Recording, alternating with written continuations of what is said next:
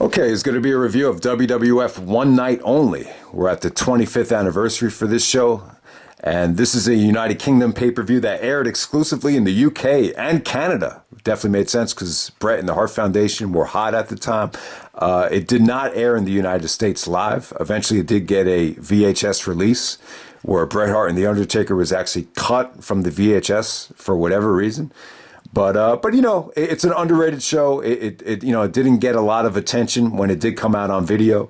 But throughout the years, if you're a DVD collector, a lot of these matches, came out sporadically. You know, the Shawn Michaels Bulldog match was released on the Rebellion 2002 DVD as like a DVD extra. Bret Hart and Undertaker was released on Bret's Anthology. You know, the Do Love Triple H match was released on, their DVDs throughout the years. So a lot of people have seen, the big matches before it was released on the network, but now it's on the network and everybody could enjoy this great show. It's definitely arguably the pay-per-view of the year for 1997. It might be one of the more underrated pay-per-views of the 90s, maybe one of the best. I think the show is that good. It's got a great triple main event. It's got a really fun opener. It has more filler on it than a show like Canadian Stampede. But I would say this is definitely a gem. And, since we had Clash at the Castle this month, it's the 25th anniversary. I don't think there's a better time to really go in depth and talk about this show. So we're going back to September 20th, 1997, about 2 weeks after the Ground Zero pay-per-view. And right after this show, they would fly back to Madison Square Garden for, arguably one of the best Raws of 1997. And that's the exact Raw where Vince actually decided to get out of the Bret Hart contract. So got a lot to say about that. I mean, a lot must have went down I'm not going to say this is a plane ride from hell, but I think a lot of stuff went down on the plane ride back to the United States between Vince, Bret, and Shawn Michaels. Looking back on it. So this is September 20th, 1997 from Birmingham, England. The NEC Arena, 11,000 in attendance. Pay-per-view buy rate was about 20,000, but it had limited capacity. So let's get right down to it. First match of the night, we got Triple H, Hunter Hearst Helmsley with Chyna taking on Dude Love. And yeah, this was cool, man. This is definitely the weakest Triple H Foley match of 97, I would say. I would say it's the weakest out of the 4 pay-per-view matches. But it was still a fun opener. The Do Love character, I love it because it's really shows you the versatility of Foley because it's so different than Cactus Jack and Mankind. And, the opening promo from Foley as Do Love was, very inspired by Austin Powers. I believe the Austin Powers movie actually takes place in London. So that definitely made sense. It definitely kind of lightened the mood.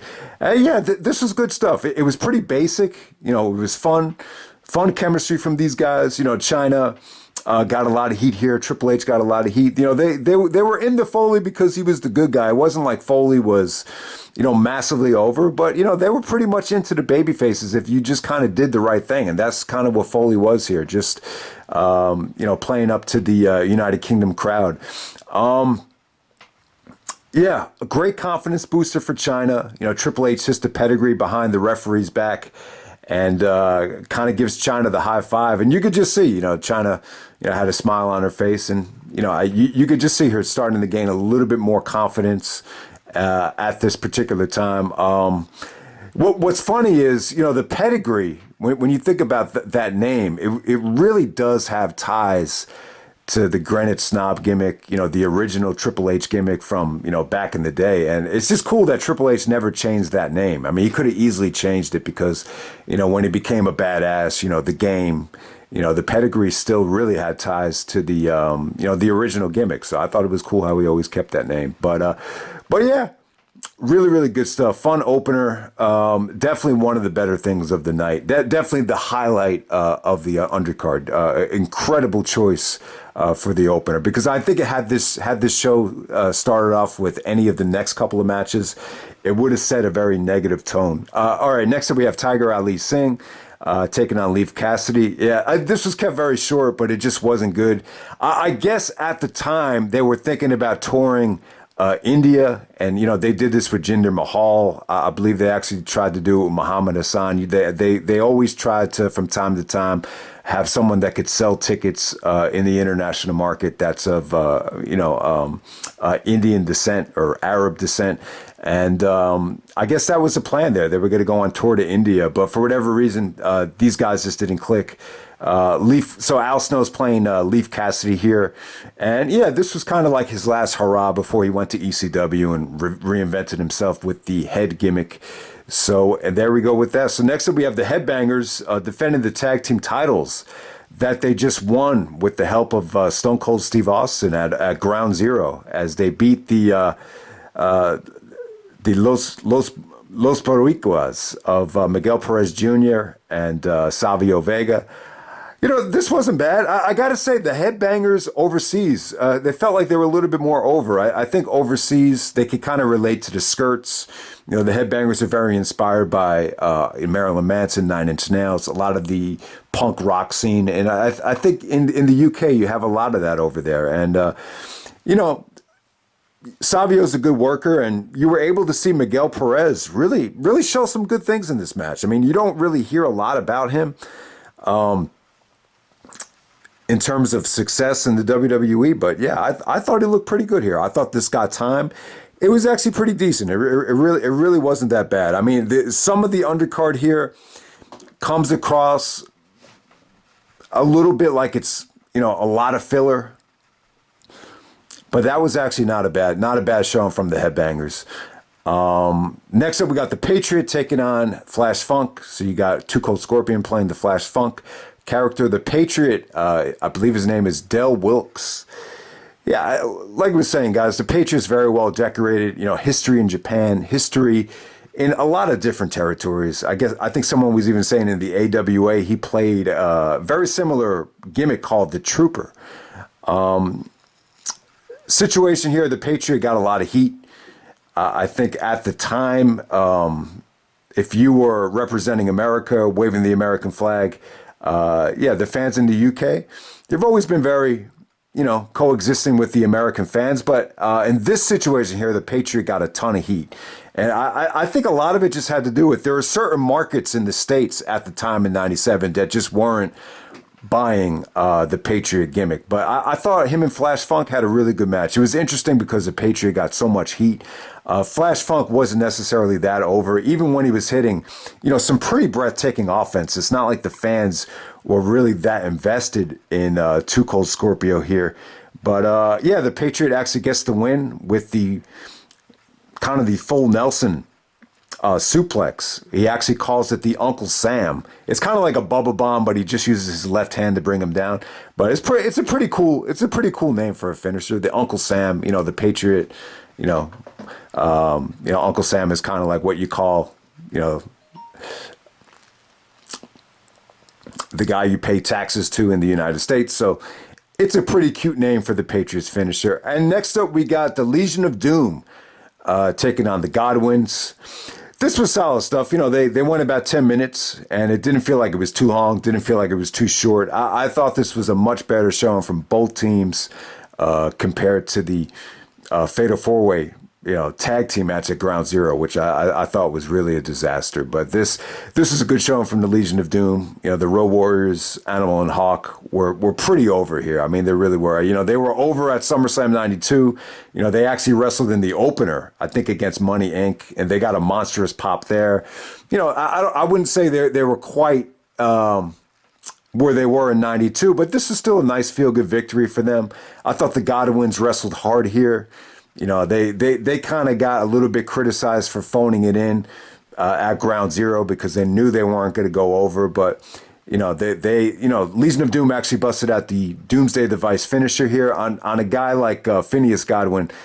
Guy's carrying a lot of weight. He's a big dude. So for him to rotate properly and take that finisher without breaking his neck, thumbs up there. So yeah, the finish was good. The match was not bad. It was pretty decent. So really I would definitely say really the only thing that was bad I would say, was the Tiger Ali Singh match. That's probably the most skippable match of the night.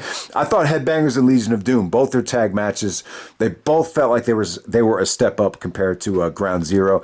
And the Patriot match with Flash Funk, it was interesting to watch. I wouldn't say it was great, but it was definitely interesting. And next up, we get to the triple main event. We got Vader taking on Owen Hart. Good stuff. One of the more underrated WWE matches of all time, I would say. I thought this was a cool dynamic because Vader is actually playing a face. Owen actually gets a bigger pop than Bret. And yeah, let me talk about the Bret Hart promo right after this. But yeah, Vince was even saying, I guess they like Owen even more than Bret here. Yeah, for whatever reason, Owen got a monstrous pop. The fans are really into Owen here. I don't know if they just didn't know that Vader was a face or not. But just the way this match was booked, this was Owen Hart going up against the monster. I mean, this might be a lousy comparison, but it almost felt like Danielson Morishima. It felt like maybe Brock against, Cena, that type of thing, where you got a big, monster like Vader.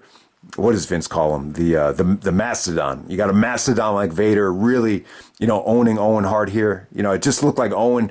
At the beginning of this match, Owen was just struggling for offense. Like anything he did, he was just getting hammered down by Vader. So it really told a nice story. But then eventually Owen actually counters the Vader bomb into a reverse Rana. It didn't look like he executed it as well as he would have, but that was cool. Another Vader bomb countered into an Insecurity. There was even in one spot where Owen actually body slams Vader. So this really got going, man. And, the fans really got behind Owen. He did some high flying things. And then the finish is awesome too. Owen goes for a crossbody. Vader just catches him in midair and just, power slams him, counters the crossbody. Monstrous finish right there. So yeah, I mean, this was a nice change of pace. It definitely did not feel like chicken shit heel WWE version of Owen Hart. It definitely felt like Owen, just playing, just doing something different, just playing the underdog babyface, which you rarely got to see him play, especially like in the Hart Foundation days. You rarely got to see Owen as a babyface, going up against a bigger guy. And yeah, man, it was great stuff. And definitely one of the better performances by Vader. I don't know if I would really compare it to, a Japanese style match for both guys, but it's definitely a little bit different than you would accustomed to see from Owen Hart, especially at that time. So definitely good stuff. Didn't get too much time. It only got a little bit over 10 minutes, but I mean, if I really want to rate this 4 stars, but some people might think I'm overrating it, but it's definitely up there. It's definitely between 3 3/4, 4-star level. They gave you a lot for the amount of time that they wrestled. So good stuff there. Rest in peace to Owen. I'm not sure. I've never had a chance to get the copy of the Owen Hart DVD. If anyone knows if this match made it onto there, I'd love to know. But it's so hard to get a copy of that, and they can't air it on the network for whatever reason. All right, next up we have Bret Hart taking on The Undertaker. Okay, so Bret actually does the interview with Vince, where Vince is just kind of interviewing him, and Bret is backstage.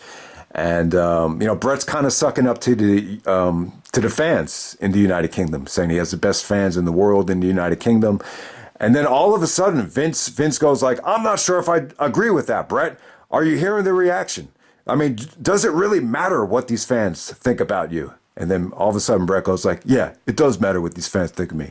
It does matter. And then Jerry Lawler goes like, I don't think I liked your tone talking to Bret Hart. And you could definitely tell, like there seemed to be a lot of tension between Vince and Bret in that interview. And just the way Vince was commentating for Bret during his match, I don't know. It just seemed like he was this very anti-Bret this whole weekend. And maybe that kind of rolled over onto the plane ride and into the meeting on Raw. So just something to think about.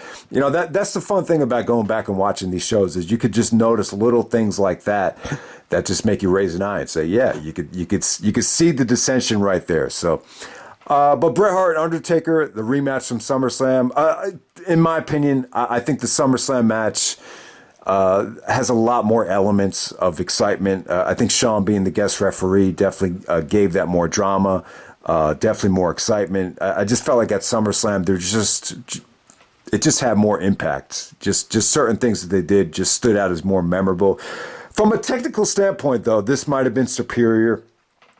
Very methodical. You know, you could argue that Bret and Taker, at times, they come off a little bit too methodical.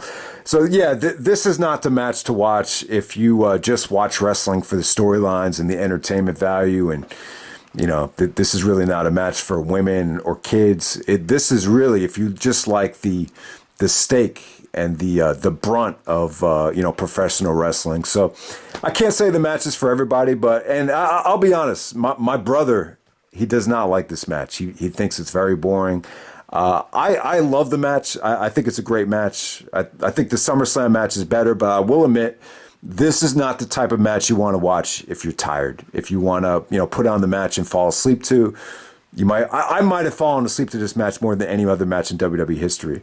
But just because you fall asleep to a match, it doesn't mean that it's bad. I mean, I've fallen asleep to the Mind Games main event between Shawn and Mankind a lot. And, that's one of the best matches of all time. So I just want to make clear, falling asleep to a match has nothing to do with the match being bad. But if you're in a tired state and you want a match to keep you up, I don't think this is one that would do it, though. I just wanted to make that point.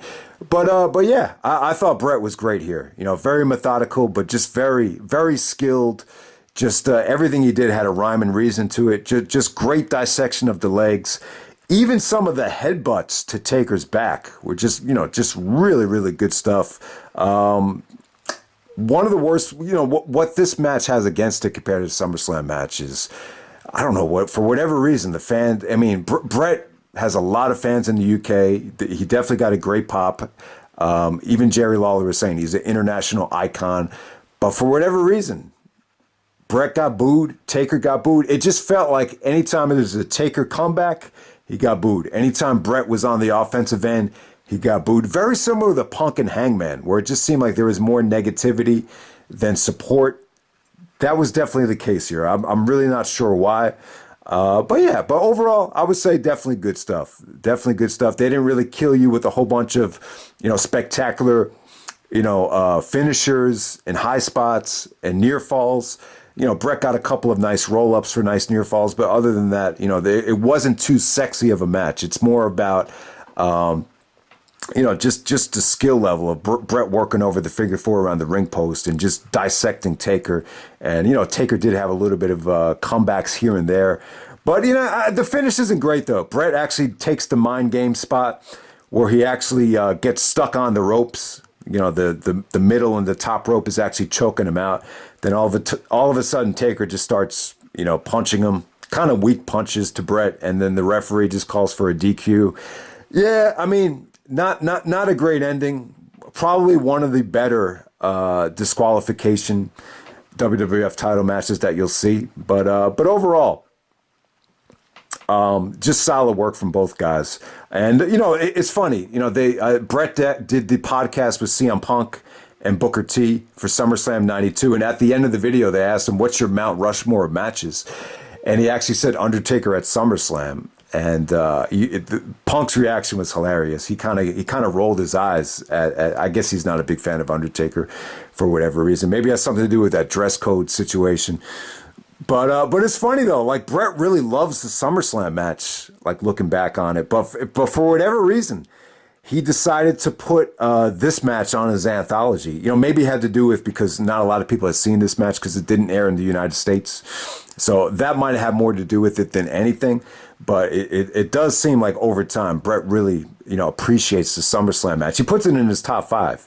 And he also mentioned the Diesel match of Survivor Series. So you can't argue with that. Bret worked really well with, big men like Taker and Diesel. And then the main event, we got Shawn Michaels challenging the British Bulldog for the European Championship. All right, so the backstory here is Davey Boy Smith is defending the European title. He's dedicating the match to his sister that actually has bone cancer. So I think that's what makes it look bad, that the finish actually went to Shawn Michaels going over and winning the European title. So Shawn cuts an amazing promo. This is cocky, arrogant heel Shawn Michaels really coming out. You could definitely tell Shawn's confidence is sky high at this point. He basically says, you've seen the tag title match, you've seen the world title match, and now it's time for the main event. So he's basically putting himself above the championship as he's declaring his matches as the main event. And Vince actually says, "Can you top that?" about the Undertaker and Bret Hart match. And Shawn goes like, "Are you kidding me? That's my middle name. Shawn Top That Michaels." So you get a promo there. And then he says he's going to win the European title and become the first ever Grand Slam champion. So yeah, it's a hell of a promo from Shawn with this Shawn Michaels entrance. Yeah, I mean, it's really something to see. I mean, the women in the UK seem to be kind of behind Shawn. You know, like all these little girls from the United Kingdom. A lot of these girls look like they were underage too. Like, yeah, I mean, Shawn was basically making out and you know, kissing, you know, certain girls, and one of them had a British Bulldog action figure, and he sticks it down his pants, and then he gives it right back to the girls. So that was pretty crazy. It's a I mean, Shawn just got, you know, a crazy amount of heat on this show. If you watch Survivor Series 97, if you watch the Montreal Screwjob main event, it doesn't really compare to this. Like when you see what Shawn does on the entrance, when you see the aftermath of all the trash in the ring, the formation of Degeneration X, the real DX. To me, this is the best version of DX, I think. And yeah, I mean, this is really something to see, this show. I mean, the original, people say the original plan was for British Bulldog to retain the European Championship because he's dedicating it to his sister that is sick. So yeah, I think a lot of people are under the impression that Davey was just going to win this match no matter what. But when you hear these podcasts that are coming out now from Bruce, and I think, you know, other guys have touched on it. The whole thing with British Bulldog retaining the belt was never really the plan. You know, Shawn did pitch the idea of, you know, maybe it'd be a good idea for me to win the European Championship because it kills two birds with one stone. I could become the first Grand Slam winner. Plus, it'll get me heat. We're going to form this new stable. We're going back to the States. We're not staying in England. And plus, it's something different. It's not SummerSlam 1992. We've already done that finish back in 92. And what did it really do for the company? So, like, if I'm going to side with someone here, I'm going to side with Shawn. Especially when you look at where the business was going and where society was at the time. There's just a lot of money in being sexual, being controversial, you know, being cutting edge. It's not like it is today where we check all the boxes and, you know, you can't say anything that's going to offend anybody. In 1997 going into 98, we lived in a much different society. So I just think there was more of an upside to have Michaels win this match, especially if you're losing the war to WCW. I believe they actually got beat. I believe Nitro actually doubled the rating on one of the Raws leading up to the show. So that just shows you where we're at in terms of the war. But yeah, in terms of the actual match here, you know, Shawn Michaels was moving around like a feather here. I mean, he was bumping like crazy. He looked better than ever. He sold his ass off for the British Bulldog. Now, this is not my favorite match from them. I would actually prefer the King of the Ring match. I actually prefer Shawn as a babyface. But I will agree, though, naturally, especially at this time, you know, I think naturally when he came back, he was a better fit for being a babyface in 2002. But this time in 97, 98, the real life Shawn Michaels was a prick. And so I just think he played that role better at the time. So naturally, I think he was a better fit to be a heel. But I do like Shawn Michaels' work as a babyface a little bit better. But yeah, I thought this was really, really good storytelling here. For the most part, you know, Shawn was taking a beating from the British Bulldog, but Davey Boy did have a bad knee. He had a knee brace on. He was going to do a spot where I looked like he was going to gorilla press Shawn, and then he actually got his foot stuck in between the mat and the guardrail, and then Rick Rude came out, Triple H came out. They started going to work on the foot behind the referee's back. Then Shawn actually takes off the knee brace and throws it at Diana, you know, British Bulldog's wife, who's in the front row. And she was great, man. Her facial expressions towards Shawn was really something to see. It's kind of funny to see how the dynamic totally shifted compared to the feud in 96 where Shawn was the babyface. So, yeah, and then, you know, the ending comes with Shawn doing a figure four and Rick Rude and Triple H just kind of, pulling Shawn back to put more pressure on the knee. And then eventually British Bulldog just passes out. He doesn't tap out. So, very, very similar to the Austin finish, but it just wasn't that effective in terms of getting British Bulldog over. If anything, it just gave Shawn Michaels nuclear heat, a ton of heat. I mean, we've never really seen anything like this. I mean, the only time I really remember people throwing trash into a ring, it might have been some of the Rock and Triple H matches. I think WrestleMania 2000, they threw trash. Judgment Day, when Rock lost the championship, they threw trash into the ring. So and that's what happened here. They're throwing a whole bunch of trash. Diana actually comes out and smacks Shawn Michaels in the face. So I mean, it got pretty crazy. And then Bret comes out, Owen comes out. So I think this had a lot to do with it. This had a lot to do with what we would see at Montreal. I think Bret was really, in terms of playing politics, it seemed to me like British Bulldog had a reputation for, talking behind other guys' back. That's what Shawn Michaels said in his book, that, Davey would talk behind his back and argue to try to get the finish changed. Bret and Owen and the Hart Foundation as a whole just thought the right thing to do would just be to have British Bulldog win this match. So Bret was really upset about it. I think he really did take it personal. But, if someone would have said to Bret, Shawn's going to be the top heel, you have this new stable called Degeneration X with Rick Rude, Chyna, Hunter Hearst Helmsley, and Shawn Michaels. This is what you need to get heat, going into Raw. We're in the middle of a war. I mean, just doing the same finish that you did at SummerSlam 92, which is considered a downtime. How does that really help the product, going back to the States, going back to the Garden, for Monday Night Raw on September 22nd from the Garden. So, yeah, I mean, that's how I would kind of argue against Bret. But it just seemed to me like, when they got back to the States, Vince said he wanted out of the contract, and he told Bret to go to WCW. And you just have to wonder, how much did Shawn's influence with this performance here have to do with that? I think it had a lot to do with it. And like I was saying, guys, just Vince's tone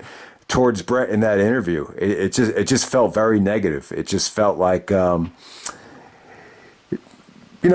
a little bit over 5 years since SummerSlam 92, where Vince decided that he wanted to go with Bret to be the man. So 5 years later, 5 years is a long time, but 5 years later, maybe Vince just decided, he saw a little bit too much. You got Shawn Michaels kind of running away with this